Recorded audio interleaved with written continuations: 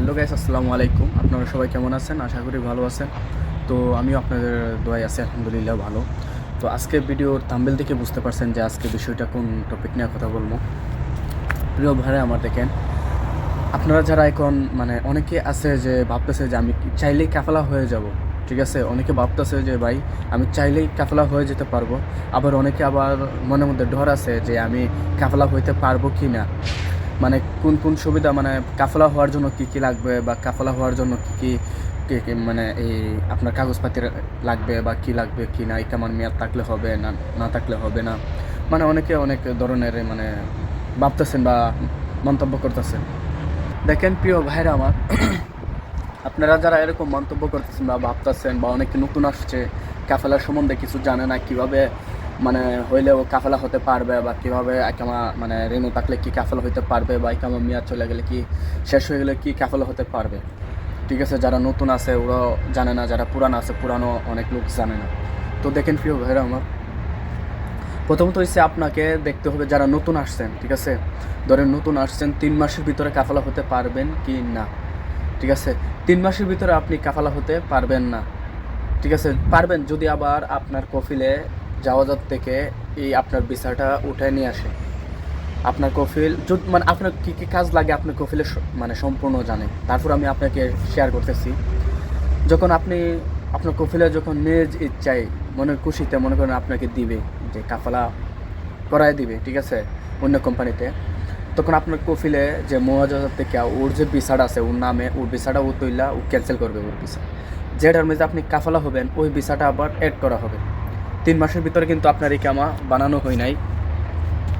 3 মাসের ভিতরে শুধু আপনার যে ফাস্টফুডটা আছে, ফাস্টফুডের মেয়াদ দিয়া 3 মাস তামাতি ওরা চলে।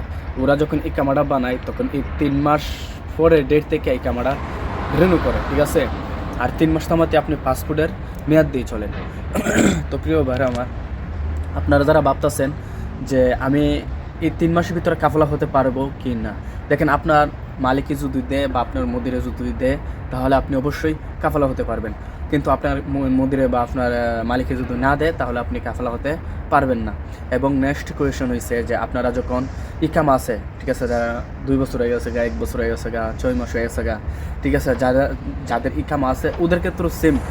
যদি আপনার কফিলে দেয় তাহলে ধরেন ইকামা আছে, মেয়াদ আছে 2 মাস 3 মাস, হ্যাঁ, 1 মাস, ঠিক আছে।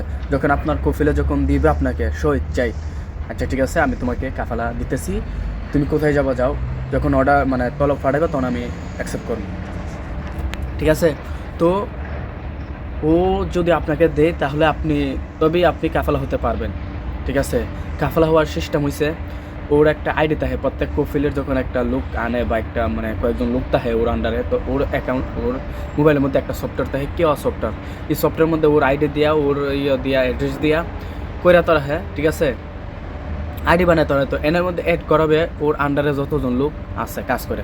ধরেন ও কাজ করতেছে বা হঠাৎ করে একটা কাফেলা হয়ে গেল, তখন থেকে এসএমএসটা ওর কাছে আসলো, ঠিক আছে? এখন ও যদি অ্যাকসেপ্ট না করে ও জীবনে কাফেলা হতে পারবে না, ঠিক আছে? এবং আপনি ভাবতেছেন যে আমার মুদিরে জানবে না, আমি হুট করে কাফেলা হয়ে যাব, ঠিক আছে? এটা হচ্ছে ভুল ধারণা আপনার।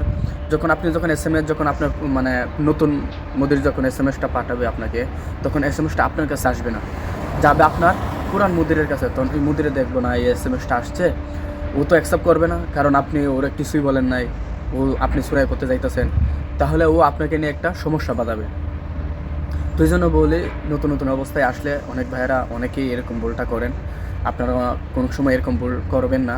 কারণ দেখেন, আপনি যদি নতুন কফিলটা আপনি বলেন নাই, কিন্তু আপনি এটা কাফালা হইয়া যাইতেছেন গা, ঠিক আছে, কিন্তু আপনি কাফালা জীবন হইতে পারবেন না। অথচ আপনি পুরান কফিলের কাছে একটা কালার হবেন, ঠিক আছে, যে আপনি ওরে না বইলা আপনি সুরাই পথে কাফেলা হইতেছেন, ঠিক আছে? আর কাফেলা তো আপনি হইতে পারবেনই না যদি আপনার কফিলে না দেয়।